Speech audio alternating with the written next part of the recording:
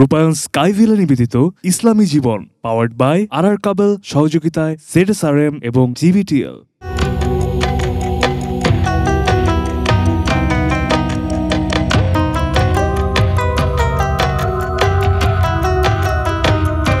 আসসালামু আলাইকুম ওয়া রাহমাতুল্লাহি ওয়া বারাকাতুহু। কাছে এবং দূরে বিশ্বজুড়ে যে যেখান থেকে আমাদেরকে দেখছেন, আপনাদের সকলকে স্বাগত জানাচ্ছি রূপায়ণ স্কাইভিলা নিবেদিত ইসলামী জীবন অনুষ্ঠানে, পাওয়ার্ড বাই আর কাবেল, সহযোগিতায় ZSRM এবং GVTL। প্রিয় দর্শক, আজকের এই মাহতি অনুষ্ঠানে আলোচনার জন্য আমন্ত্রিত হয়েছেন ঢাকা আলিয়া মাদ্রাসার সহযোগী অধ্যাপক হযরত মাওলানা হারুন রশিদ। আসসালামু আলাইকুম ওয়া রাহমাতুল্লাহি ওয়া বারাকাতুহু। ওয়া আলাইকুম আসসালাম ওয়া রাহমাতুল্লাহি ওয়া বারাকাতুহু। মুহতারাম, আপনাকে আমরা আজকের এই আলোচনায় স্বাগত জানাচ্ছি। শুকরান কাসীরা, বারাকাল্লাহু ফিকুম। জাযাকুমুল্লাহ খাইর। তো আজকে আমরা যে বিষয়টি আলোচনা করব, যে 31st নাইটে হাজার হাজার কোটি টাকা পৃথিবী থেকে শেষ হয়ে যায়, শুধু অপব্যয়, এর কোনো লাভ নাই, কিচ্ছু নাই। এভাবে অনেক অপব্যয় রয়েছে।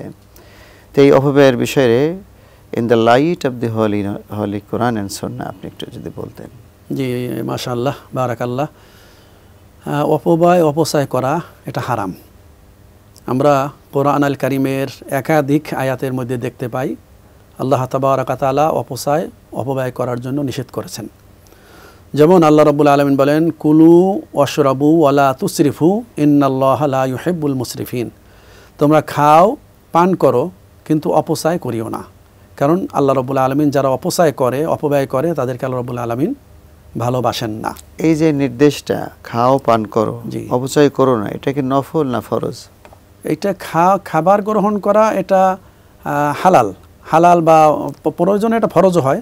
যখন জীবন রক্ষার জন্য খেতে হবে, জীবন বাঁচাবার জন্য, তখন তো ফরজের পর্যায়ে। আর স্বাভাবিক অবস্থায় খাওয়া, আর সীমা লঙ্ঘন করা এটা আল্লাহ নিষেধ করেছেন। এটা নিষেধ করেছেন, এটা হারাম। হারাম মানে এটা ফরজ হারাম। হ্যাঁ, মানে এটা পরিহার করা হারাম, ফরজ নির্দেশ। জি জি, আল্লাহ ফরজ নির্দেশ, এটা নিষেধাজ্ঞা এবং এটা হারাম, মানে অপচয় করা যাবে না। এবং অপচয়টা কতই ভয়াবহ দেখেন, কোরআন আল কারীমে আল্লাহ তাবারাকা তাআলা সূরা বানী ইসরাঈলের মধ্যে বলছেন যে ওয়ালা তুবাযযির তাবযীরা ইন্নাল মুবাযযিরিনা কানু ইখওয়ানা শায়াতিন, যে তুমি অপচয় করিও না, নিশ্চয়ই যারা অপচয় করে তারা শয়তানের ভাই। এইভাবেই নবীজি সাল্লাল্লাহু আলাইহি সাল্লামের হাদিসের মধ্যে আমরা দেখতে পাই, নবীজি বলছেন কুল মা শি'তা ওয়ালবাস মা শি'তা, তোমার যা মনে চায় খাও, যা মনে চায় পরিধান করো। তার মানে যা মনে চায় তাই না, এখানে আবার আছে যে শরিয়াত নির্দেশিত পোশাক তুমি পরিধান করো, এবং শরিয়াতে শরিয়াত যেটা অ্যালাউ করে সেটা তুমি। কিন্তু এরপরে নবীজি সাল্লাল্লাহু আলাইহি সাল্লাম বলছেন দুইটা জিনিস তুমি করবে না, একটা হলো অপচয় করবা না, আর একটা হলো অহংকার করবা না। তার মানে অপচয় এটা নবীজি সাল্লাল্লাহু আলাইহি সাল্লামের হাদিসের মাধ্যমে এবং আল্লাহ তাবারাকা তাআলা কোরআনের মাধ্যমে নিষিদ্ধ। একটি প্রশ্ন এভাবে আসতে পারে, সেটা হলো যে ধরুন কেউ নদীতে ওযু করতেছে, জি, নদীতে গোসল করতেছে, তো নদীতে ওযু করতেছে, এখানে পানির কোনো অভাব নেই। একজন যদি ধরেন 1 ঘন্টা ধরে শুধু ওযুই করে, এ ব্যাপারে কি বলবেন? জি জি, এ ব্যাপারে হচ্ছে এটা অপচয়, এবং এ ব্যাপারে হাদিস আছে যে তুমি পানি অপচয় করবে না, যদিও সেটা নদীতে বা সমুদ্রে হয়, এটা অপচয়। এবং আপনি যেটা বলছেন ওযু করা বা গোসল করা, সেখানেও আমরা দেখি নবীজি সাল্লাল্লাহু আলাইহি সাল্লাম খুব সামান্য পরিমাণ পানি দিয়ে ওযু করতেন, সামান্য পরিমাণ পানি দিয়ে গোসল করতেন। সুতরাং আমি পানি বেশি পাইলাম, এই জন্য বালতি বালতি পানি দিয়ে আমি ওযু করলাম, এটা অপচয় এবং এটা সঠিক না। অসংখ্য ধন্যবাদ সুন্দর আলোচনা করার জন্য। প্রিয় দর্শক, আমরা একটি বিরতি নিচ্ছি, থাকুন আমাদের সাথে।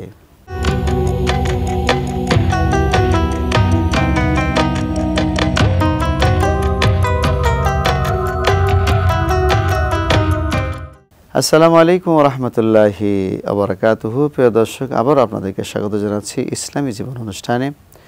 তো শেখ, আপনি বলছিলেন অপব্যয়ের বিষয়ে, অপচয়ের বিষয়ে। তো আমরা আবার এই জিনিসটা দেখা যায়, নর্মালি যারা বেশি অহংকারী হয়, তারা আবার অপচয় করে বেশি। এই অহংকারী আর অপচয়ের সাথে অনেকটা রিলেটেড রয়েছে, এই বিষয়টা যদি একটু বলতেন। জি, আসলে অহংকার এটা তো জঘন্য, হারাম, নিষিদ্ধ। তো আপনি যেটা বলেন এটাই আমি একটু শুরুতে বলছি, যে আসলে অহংকারের কারণে অপচয়টা বাড়তে পারে। আমরা দেখি এমনকি সেহেরি, ইফতারি, তারপর বিয়ের অনুষ্ঠানে যাদের টাকা পয়সা অনেক বেশি এবং অহংকারী যদি হয় তাহলে তো আরও বেশি, সেক্ষেত্রে দেখা যায় যে অনেক অপচয় হয়, যেটা নিষিদ্ধ, যেটা হারাম, সেইটা ইচ্ছাই করা হচ্ছে। আমি জানি কতটুকু লাগবে, তার থেকে আমি অনেক বেশি আয়োজন করলাম। তো আর অহংকার, যেহেতু অহংকারের বিষয়টা আসছে, তো অহংকার এটা কোরআন আল কারিমে আল্লাহ রাব্বুল আলামিন বহু স্থানে অহংকারীদের কঠিন পরিণতির আলোচনা রব্বুল আলামিন করেছেন। তো শুরুতে যদি বলি অহংকারী কে, অহংকার কি, এটা সংজ্ঞা নবীজি সাল্লাল্লাহু আলাইহি সাল্লাম দিয়েছেন। নবীজি বলছেন, সাহাবায়ে কেরাম বললেন যে আমরা সুন্দর জামা, সুন্দর জুতা আমি পরিধান করব, এটা তো আমার মনে চায়, এটা কি অহংকার? নবীজি বলেন, না, ইন্নাল্লাহ জামিল ইউহিব্বুল জামাল, আল্লাহ সুন্দরকে পছন্দ করেন। সুন্দর জামা, সুন্দর ড্রেস পরা এটা অহংকার না।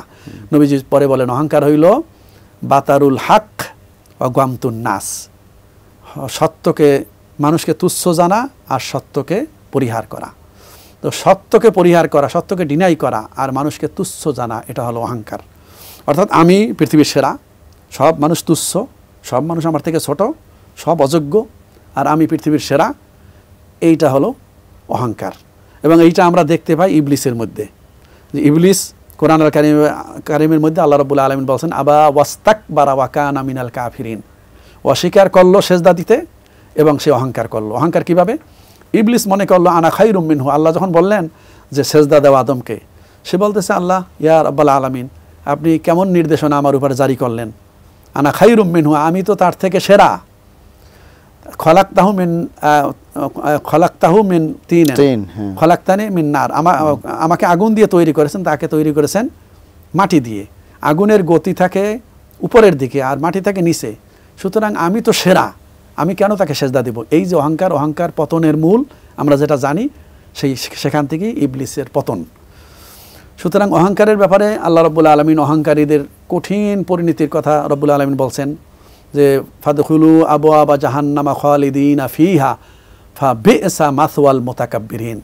আল্লাহ বলছেন কতই না নিকৃষ্ট আবাসের স্থান অহংকারীদের জন্য। নবীজি সাল্লাল্লাহু আলাইহি ওয়াসাল্লাম বলছেন যে সামান্য অহংকার যদিও থাকে, মান কানা ফি কলবিহি মিসকালু হাব্বাতিন যাররাতিন মিন কিবরিন, যে যার যাররা পরিমাণ অহংকার থাকবে সেও জান্নাতের মধ্যে প্রবেশ করতে পারবে না। কঠিন কথা। আহারে, মানে একটু অহংকার থাকলেও, ধরুন কেউ যদি চিন্তা করে যে ইসলামিক স্টাইলে কিন্তু শয়তান কি করে, ধোঁকা দেয়। একজন খুব ইসলামিক স্কলার বা সেলিব্রিটি, সবাই তাকে সম্মান করতেছে, সে হেঁটে যাচ্ছে, চতুর্দিক দিয়ে তাকে ফুল দিয়ে করছে, তো এই অবস্থায় কিন্তু অহংকার চলে আসে। তার জন্য এই তাকবীর দেওয়া হচ্ছে। তো এই সমস্ত তাকবীর থেকে, এই সমস্ত পরিবেশ থেকে নিজেকে অহংকার থেকে বাঁচানোর কি? অহংকার আসলে অহংকার আলাদা বিষয়। তাকে রিসিপশন দেওয়া, ওয়েলকাম জানানোর মাধ্যমে অহংকার নাও আসতে পারে, কিন্তু আবার আসতেও পারে। কিন্তু এই ক্ষেত্রে মহতারাম আপনি খুব সুন্দর কথা বলছেন যে অহংকার সৃষ্টি হয়, হ্যাঁ জি, অহংকার তৈরি হয় এমন পরিবেশ পরিহার করা। যেমন যাদের হৃদয়ের মধ্যে অহংকার আসে, ভালো জামা গায়ে দিলে, সুন্দর ড্রেস পরলে অহংকার চলে আসে, সে সুন্দর ড্রেস পরবে না।